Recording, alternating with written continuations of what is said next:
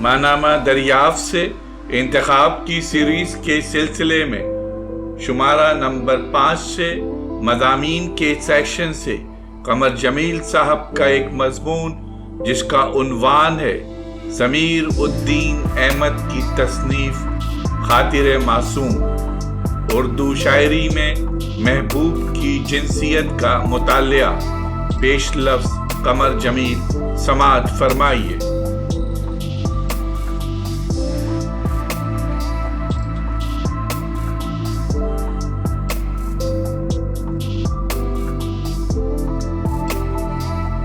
تو گویا ضمیر الدین احمد صاحب نے یہ کہا ہے کہ ہماری عشقیہ شاعری کا بیشتر حصہ عشقیہ شاعری پر نہیں بلکہ محبت کے ادنا درجے، محبت آثاری کے ایک ادنا مرتبے سے تعلق رکھتا ہے۔ یہ تو ہوا ہمارے تصوف کا رویہ۔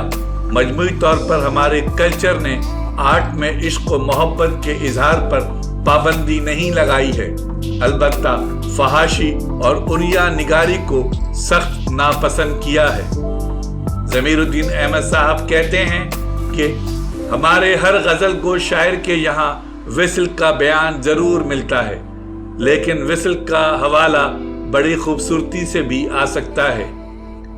ذرا وصال کے بعد آئینہ تو دیکھ اے دوست، تیرے جمال کی دوشیزگی نکھر آئی۔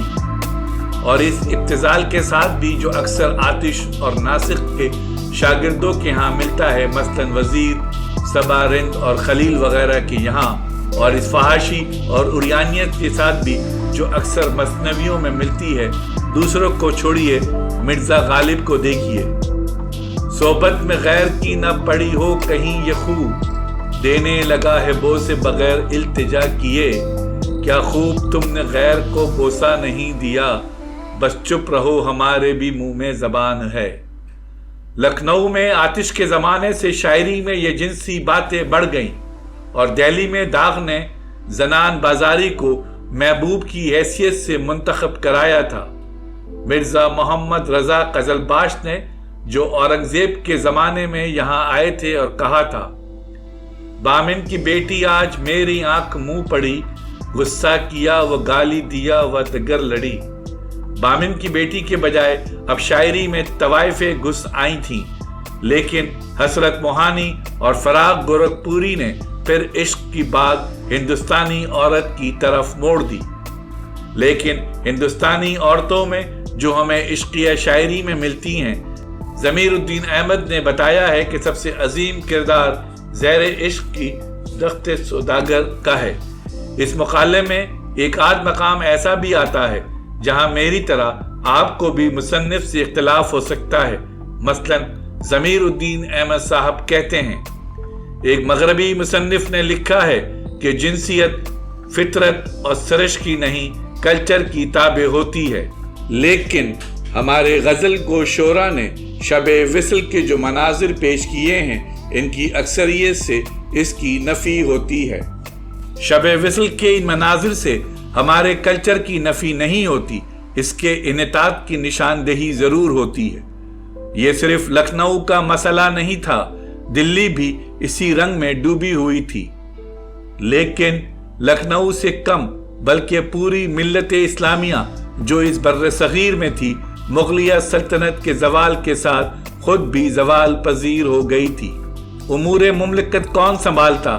بادشاہ سے لے کر عمرہ رؤسا، بلکہ سارا اعلیٰ طبقہ زیر ناف کاموں میں لگا ہوا تھا۔ جہاندار شاہ لال کنور کے ساتھ داد عیش دے رہا تھا، رعایا پھر ان کاموں سے کیسے بچتی؟ ایسی طوائفوں کا بھی ذکر ملتا ہے جو پاجامہ نہیں پہنتی تھی، بلکہ اپنے جسم کو پاجامے کی صورت کمخواب کے پھول پتیوں کی طرح مصور کروا دیتی اور اسی طرح عمرہ کی محفلوں میں جاتی۔ مرد پرستی الگ تھی، جس میں عماد الملک، مرزا منو اور جانے کون کون لگے ہوئے تھے، اپنی جاگیریں اور اس کی ساری آمدنی لڑکوں پر لگا دیتے۔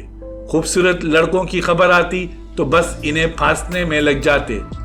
آخری مغل بادشاہوں کے ایک ممتاز عہدیدار کا بیان ہے کہ فرما رواؤں کو طبیب مقویات کھلاتے जिससे इनका मिजाज ऐश तलब हो गया था। कलावंतों के घरों में तो नौखेज होती, वो हुक्मरानों को पेश की जाती और रऊसा रक्स व सुरूर में लगे रहते। महबूब की जिनसियत की तलाश में ज़मीर उद्दीन अहमद ने उर्दू की सारी इश्किया शायरी खंगाल डाली है।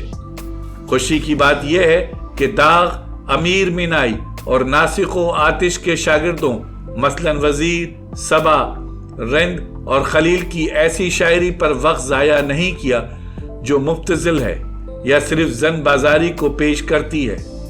उन्होंने गजल, रेख्ती, मसनवी, वासक सभी को उलट पलट कर देखा है, लेकिन फहमीदा रियाज, हसरत मुहानी, नवाब शौक लखनवी की शायरी का बड़ा खूबसूरत तज्जिया किया है। फराग साहब ने सिर्फ ये कहा था कि हसरत के शेरी विजदान पर जिन्स का गलबा है, लेकिन ज़मीर उद्दीन अहमद ने इनकी जिन्सी शायरी का पूरा तज्जिया किया है और हसरत मुहानी के महबूब के यहाँ हिंदुस्तानी औरत की जिन्सियत की मुकम्मल तस्वीर दिखाई है। इस तरह ज़मीर उद्दीन अहमद ने उर्दू तनकीद की एक बड़ी कमी को पूरा किया है। उन्होंने मसनवी ज़ेरे इश्क की हीरोइन के किरदार का भी बड़ा नाजुक तज्जिया किया है और उसे हमारी इश्किया शायरी के अलमिया किरदारों में सबसे अजीम किरदार करार दिया है और इसी किरदार निगारी की बुनियाद पर ज़ेरे इश्क की दुख्ते सौदागर के खालिक को बड़ा फनकार कहा है।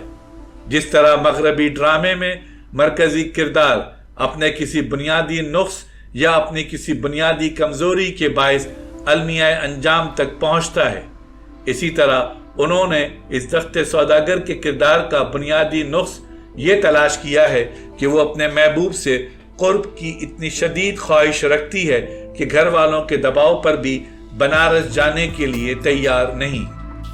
ज़मीर उद्दीन अहमद ने कहीं लिखा है कि उर्दू की इश्किया शायरी में औरत की जिनसियत का जो खाका उभरता है वो कुछ इस किस्म का है कि इसके 3 स्टेज होते हैं। पहला, महबूब का खुद बीनी व खुद आराई की तरफ माइल होना।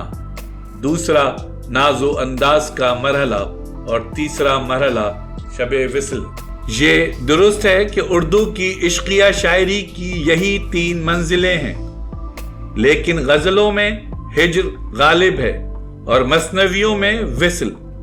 हैरत की बात यह है कि ज़ेरे इश्क में विसल की मंजिल आती ही नहीं, मौत आ जाती है। जिन्स और मौत का ये ताल्लुक उसे और पुरअसरार बना देता है। मैं आपके हाथ में ये किताब देते हुए ये कहकर रुखसत होना चाहता हूं कि मुझे इस हीरोइन की इश्किया जिंदगी से ज्यादा मौत आसेब ज़दा कर देती है और मुझसे पूछती है, क्या मौत ही जिंदगी का सबसे बड़ा तजुर्बा है, या रूह लाफानी है, या हम बार बार जन्म लेते रहेंगे। चूंकि मैं मौत के बाद आखिरत में यकीन रखता हूं, इसलिए इन सवालों से बहुत डरता हूं। लेकिन मैं क्यों समझ रहा हूं कि वो मर गई। ऐसी लड़की जो किसी की मोहब्बत में अपनी फर्दियत को पहले ही कुर्बान कर चुकी हो, मर नहीं सकती। बहरहाल ज़मीर उद्दीन अहमद ने एक फिक्र अंगेज और मुबाहिसा खेज किताब लिखी है और उर्दू तनकीद में ये मुनफरिद मुतालिया हमारी आगही की सरहदों को आगे जरूर बढ़ाता है। मेरी तरह आपके जहन में भी मुझे यकीन है कुछ नए चिराग जरूर जलेंगे और हमारे उर्दू शायर इस रोशनी में कुछ और आगे बढ़ेंगे। हैरत है कि ये काम एक नक्काद ने नहीं बल्कि हमारे अहद के एक अफसाना निगार ने अंजाम दिया है।